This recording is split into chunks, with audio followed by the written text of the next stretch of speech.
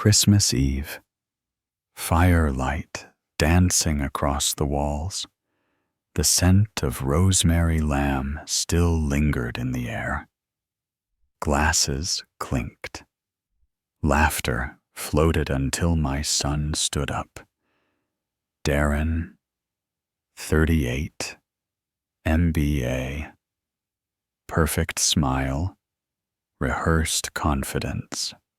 He raised his glass and said it loud enough for every guest to hear. Dad, you're no longer part of this family. Get out of this house. Time froze. Sienna, his wife, didn't flinch. She just smiled tight, polished like she'd waited for that line to land. I didn't argue, didn't beg, I didn't even blink. Instead, I slid a cream-colored envelope across the table. Here's your gift. Son. He opened it. Read the first page, then the second. By the third, his hands were shaking. The room was dead silent. Sienna leaned over, eyes scanning the documents, and whispered under her breath, "Oh my God." But it wasn't God that showed up that night. It was justice, and it had a paper trail. By New Year's Day, I had lost my house, valued at $8.2 million, retirement accounts worth $842,000 drained behind my back, my name erased from the title I paid for. But they didn't count on this.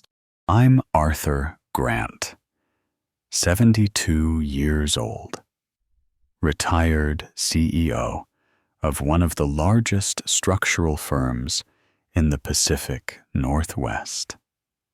I built bridges for a living. Turns out, I also know how to burn them down quietly. If you've ever been blindsided by family greed, drop your city in the comments. And hit subscribe, because this story doesn't end with eviction. It ends with someone getting audited. That envelope. It held eviction notices, financial audits, and a full transcript of conversations they thought no one would ever hear. The Ring camera they installed to monitor me, I installed my own hidden, encrypted, and recording everything from the kitchen light fixture. And the house they thought they stole, it's now registered under a historical preservation trust. They can't sell it, can't live in it, can't even touch it without my signature. But we'll get to that. First, let me show you how we got here, how trust gets chipped away, one favor at a time, how a man like me gave up everything for his only son, and how silence, when sharpened right, can cut deeper than betrayal. Cut to black. Fade in. The beginning. Looking back now, I can pinpoint the first crack, but at the time, it felt like love. Darren was my only son. After Margaret passed, he was all I had. So when he said he needed a place to stay after grad school, I didn't hesitate. He moved back in, just for a few months, he said. I cleared the guest room, bought his favorite cereal, even tuned up his old Honda in the driveway. He was 28 then, bright, ambitious, and at least back then, grateful. But the months stretched. Then came Sienna. She was polite at first, polished, brought wine to dinner, laughed at all the right times. I didn't mind when she started spending weekends, then weekdays. Then her houseplants appeared on my kitchen windowsill like little flags claiming territory.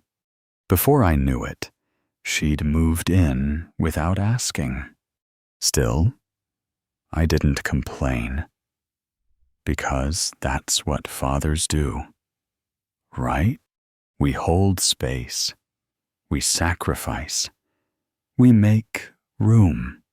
I gave them the master bedroom, told myself I preferred the study anyway. I let them redecorate. They painted over the walls Margaret and I chose together, replaced the oak table I had sanded by hand with some abstract glass thing from a showroom in L.A. I didn't argue.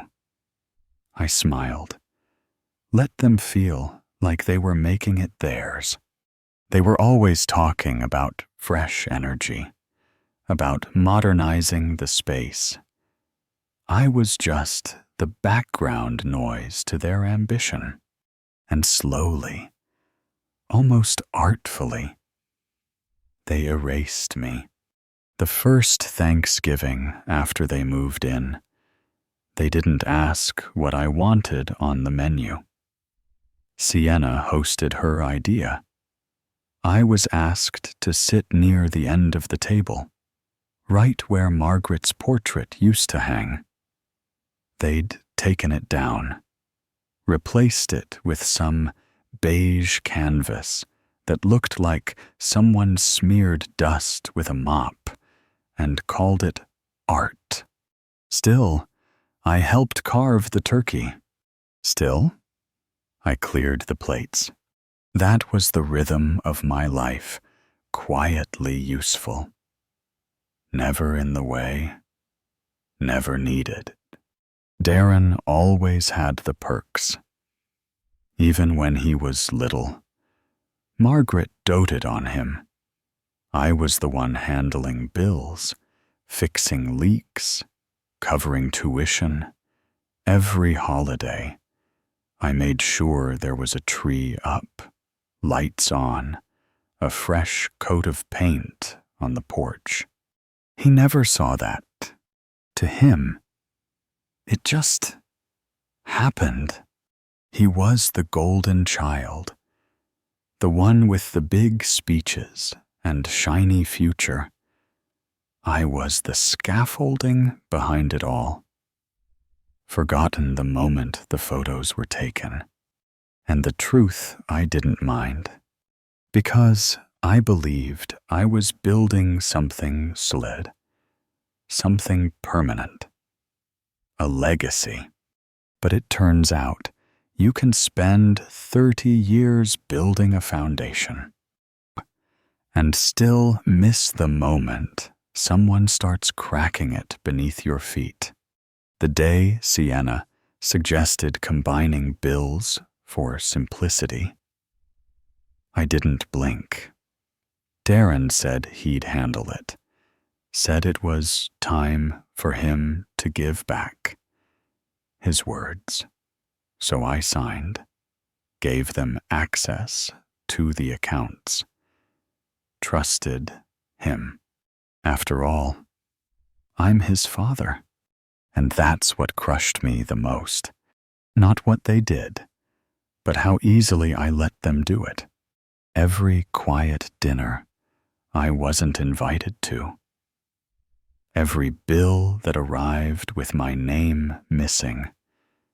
Every time Sienna referred to the house as our place at parties.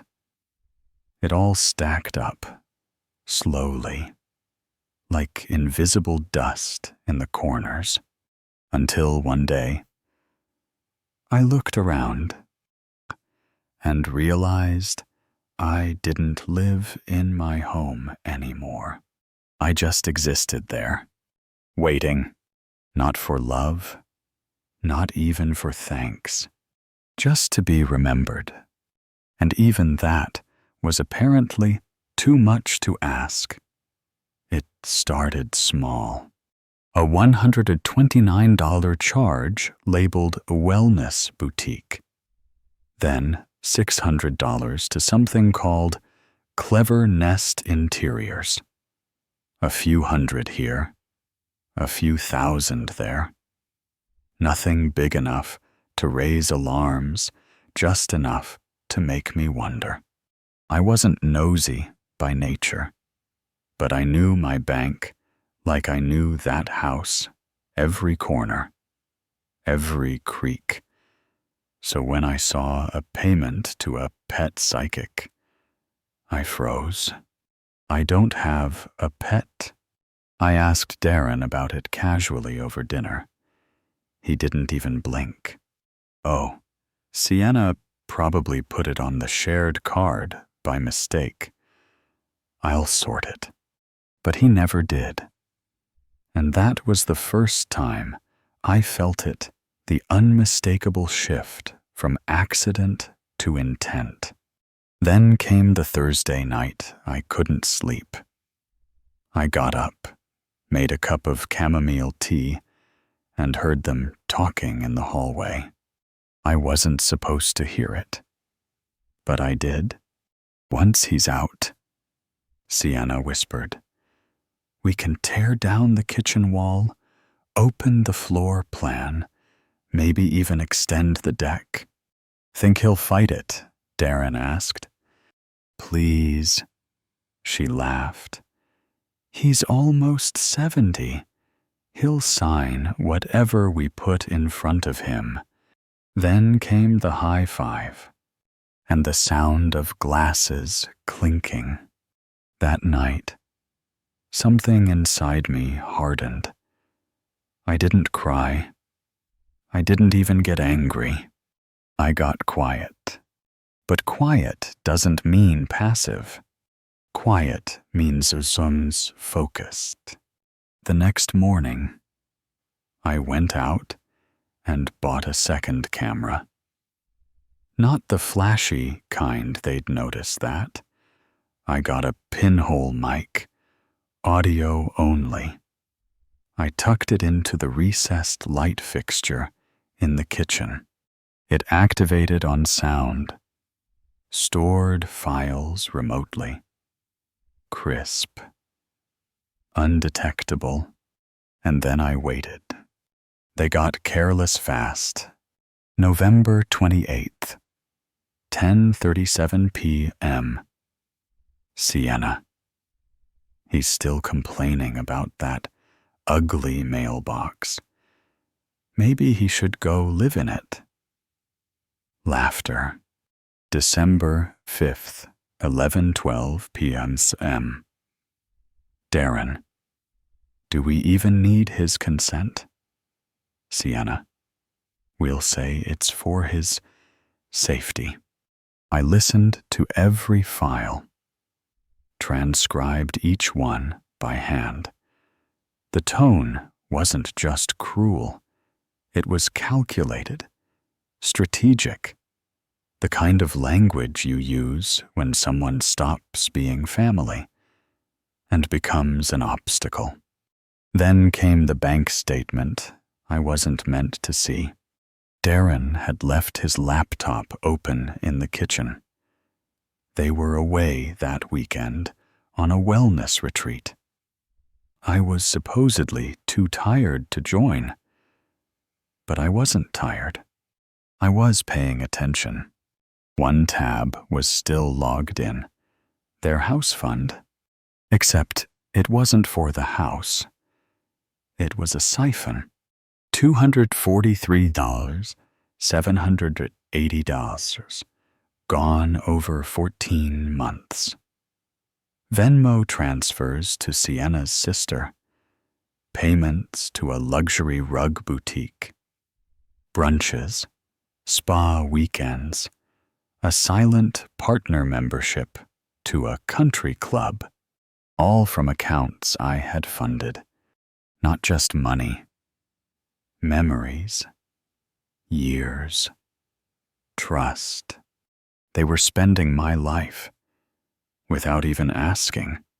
I printed every statement, photographed every screen, labeled every file, stored it all in a fireproof folder I kept behind the baseboard in the guest room closet, the one they never used, the one Margaret and I had remodeled together.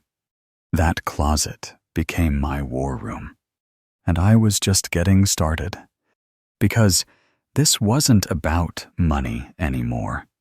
It was about the story they were writing behind my back, a story where I was confused, a burden, disposable, and I wasn't going to let them finish that chapter, not without turning the page myself. When I called Victor, he didn't sound surprised. We'd been friends for over 40 years. We built bridges together, literally. I handled steel and concrete. He handled blueprints.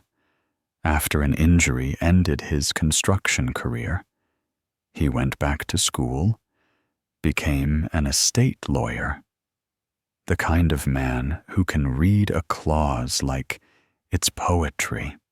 So when I explained what I'd found, the recordings, the bank transfers, the forged refinances, he let out a long sigh. "Arthur, I've seen this play before," he said, "but you've already done half my work. Now we'll do the other half clean, sharp, undeniable." We met in a diner off Route 19. He ordered black coffee, the same way he always did. I slid a briefcase across the table, inside transcripts, screenshots, printed bank logs. He studied them quietly, flipping page after page. "Surface evidence," he said finally. "Enough to shake them, but not enough to end them." I frowned. "Then what's missing?" He tapped the last page with his pen. 3 layers. First, what happened? Second, who conspired? Third, how long they've been at it. You need all 3 if you want the room to believe. Layer 1 came easy. The surface, the forged refinance. Darren had slipped his name onto the deed while I was recovering from a sciatica flare-up. I never signed those papers. The signature looked like mine, but I knew better. Victor circled it in red. Forgery. We'll subpoena the notary. This will crumble. Layer 2. Dug deeper. The conspiracy. Sienna hadn't just whispered plans in the hallway. She'd bragged to her sister. I had the Venmo screenshots, transfers, labeled with emojis and notes like "when he's finally gone." Cold, callous proof that this wasn't just a marital scheme. It was a family-wide cash grab. Victor leaned back. That ties her directly. She's not just guilty by marriage. She's complicit. Layer 3 was the timeline. How long had they been bleeding me? 14 months. Yes. But the trail went further back.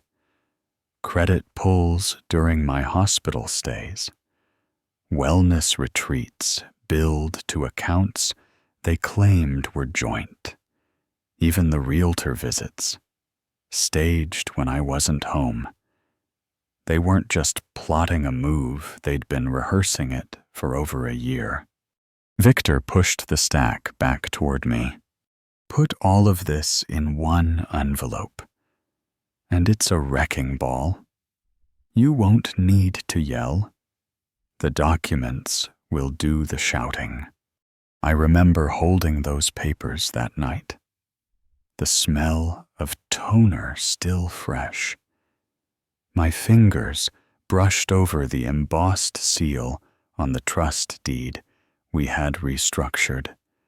Cold, sharp, final. I didn't feel like a victim anymore. I felt awake. And as I sat there, I thought about the irony. My son had once stood on a high school stage, voice shaking, thanking me for building his future. Now he was dismantling mine, piece by piece. But he forgot the one thing I taught him. Structures fall if the foundation is weak. And his plan, it was full of cracks. The light bulb moment didn't come like thunder. It came in silence. Every odd bank charge, every whispered plan, every forged page they lined up in my head like steel beams snapping into place. A bridge, but in reverse. They weren't building a path. They were building their own collapse. I closed the folder, exhaled once. It was time. Time to stop watching. Time to stop nodding politely. Time to set the stage. And what better stage than the one they had chosen themselves Christmas dinner? A room full of witnesses. A captive audience waiting for a toast. They wanted a spectacle. I would give them one, but not with shouting, with paper, with time stamps, with the truth. From that moment forward, everything became deliberate. No wasted words, no wasted movements. Victor and I built the retaliation like a blueprint, layer by layer, beam by beam. The first move was invisible. We rewrote my will, redirecting everything to a literacy foundation I had supported for years. Not a dime would go to Darren or Sienna.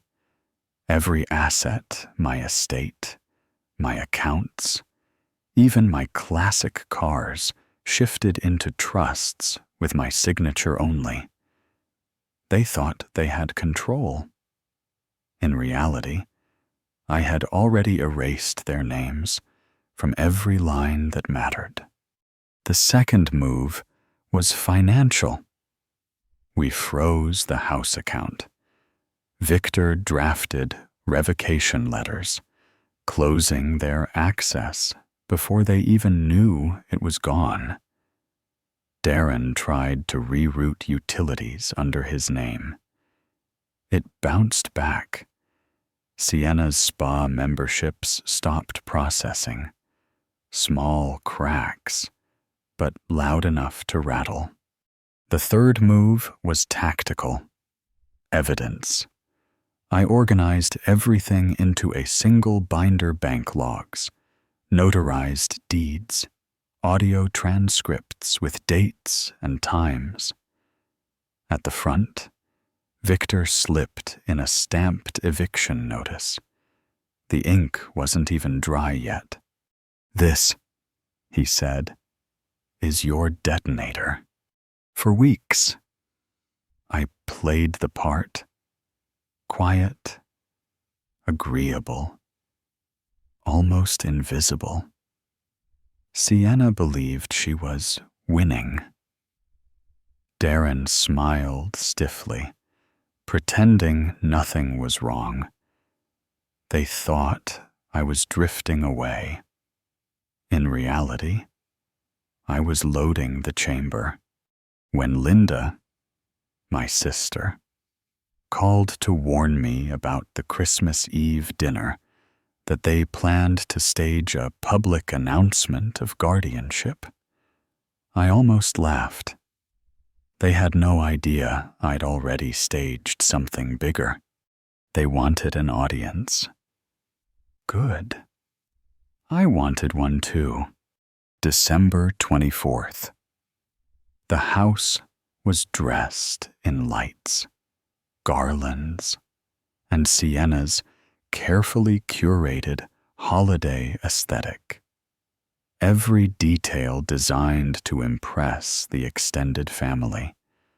Aunts, cousins, even neighbors crowded the dining room. Laughter floated, wine poured. I wore a pressed navy blazer, my late wife's silver tie pin catching the glow of the chandelier. To everyone else, I looked like an aging man holding on to tradition. But in my pocket, the binder sat heavy, a silent arsenal. At 7:15, Darren tapped his glass for attention. The chatter dimmed. He smiled a little too brightly. "Some of you may have noticed my father hasn't been himself this past year," he began. "We've started the process of guardianship to make sure things are handled responsibly." Sienna chimed in with syrupy tones. "It's not about control. It's about love." I waited, hands steady on the binder. Then I stood. "Before you finish that toast," I said calmly, "I'd like to give a gift of my own." Gasps rustled the room. Forks clinked. Darren blinked, thrown off balance. I slid the envelope across the table, right between the rosemary lamb and the holiday centerpiece. He opened it, his confident smile drained. Page after page, deeds, trust documents, transaction logs. His hands trembled. Sienna leaned in, scanning fast. Her face went pale. "Oh my God," she whispered. The room was silent until I pressed a button on a small remote. A speaker crackled. Then their voices filled the air. "Sienna, once he's out, we flip it. Quick, Reno, list it by spring. Darren. You think he'll fight back, Sienna? No? He's old. He won't even see it coming." You could hear a pin drop. Cousin George dropped his fork. Aunt Joyce's hand flew to her mouth. I didn't raise my voice. Didn't need to. "You wanted a spectacle," I said evenly. "So I gave you one. But unlike your script, mine comes with facts. Stamped, dated, irrefutable." Darren stammered. You can't do this." I leaned forward. I already did. I didn't slam the binder shut. I closed it slowly. Clean. Final. Around the table, eyes shifted not to me, but to them. Judgment. Disbelief. Shame. That night, I walked out the door without a word. Snow crunched under my boots. Behind me, their empire was already collapsing. And that was only the beginning. Because documents don't just end families. They ruin reputations. They trigger audits. They redraw futures. And theirs was about to be rewritten. The silence after Christmas didn't last long. By the first week of January, their cards began bouncing. Darren tried to withdraw cash denied. Sienna attempted to book a spa, weekend declined. What they didn't realize yet was that every account tied to my name had been frozen. Every gift they siphoned was under review. Then came the IRS letter. A forensic audit triggered by misreported assets over $400,000 in family contributions that were reclassified as misappropriated funds. Penalties stacked like bricks. Interest compounding by the day. Darren called me 3 times. Left voicemails. Dad, we can fix this. It's just a misunderstanding. But there was no misunderstanding. Only receipts. Monica, or Sienna, as the family knew her, posted a smiling photo on Instagram 2 days after Christmas. Caption: Family is everything. Within hours, the comments turned. Before or after the eviction? Notice? Did you really say he was incompetent? The curated image cracked. Their reputation unraveled in real time. By February, Darren was forced onto leave from his firm. Sienna's influencer partnerships dried up. Neighbors whispered. Family stopped returning their calls. And me, I didn't shout. I didn't gloat. I simply forwarded documents. One to the preservation board, locking the house into a 25-year trust. One to my bank, finalizing transfers into accounts only I controlled. And one last copy to the court, confirming guardianship proceedings were dismissed with prejudice. I didn't take their freedom. I didn't even take their last name. I took the one thing they valued most: control.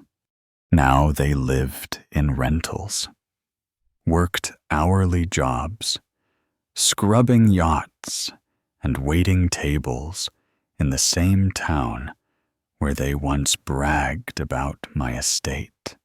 Justice wasn't loud. It was steady. Every bounced check, every deleted post, every forced smile was proof. And for the first time in months, I finally breathed. 6 months later, the house felt different, quieter, lighter. The heavy air of suspicion had lifted, replaced by something I hadn't felt in years: peace. I kept my routines.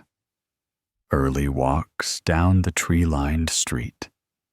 Coffee at the old diner where folks knew my name. Not as the man with the mansion, but simply Frank. The neighbor who showed up and tipped well. The mansion itself was no longer a burden. I opened the gardens for community events, small weddings, fundraisers, book clubs on the porch. Kids ran through the orchard in summer. For the first time, the place felt alive. My circle shifted too. The people who checked in during the storm, who asked how I was, without needing anything in return, they became my family, my attorney, who turned down extra fees just to make sure I was safe, my neighbor, who dropped off groceries the week the court battle peaked, even the young barista who saved me the same table every morning. They became constants when blood had failed. As for Darren and Sienna, they tried reaching out once more. A letter slipped under my door in April. Apologies written in shaky handwriting, framed as misunderstandings, asking for a second chance. I read it once, then folded it back into the envelope. I didn't burn it, didn't tear it. I simply placed it in the drawer with the other documents, a reminder of what boundaries cost and why they matter. I didn't need revenge anymore. Justice had done its part. What I needed was space to rebuild, not around those who drained me, but with people who added light. Looking back now, I realized something simple. Blood may define where you begin, but it doesn't decide where you end up. Boundaries, chosen connections, and dignity, those are the ties that last. So let me ask you, if you were in my shoes, would you have pressed charges? Or would you have done what I did? And simply let the truth carry its own weight. Subscribe if you want to hear how this story changed what I believe about family forever.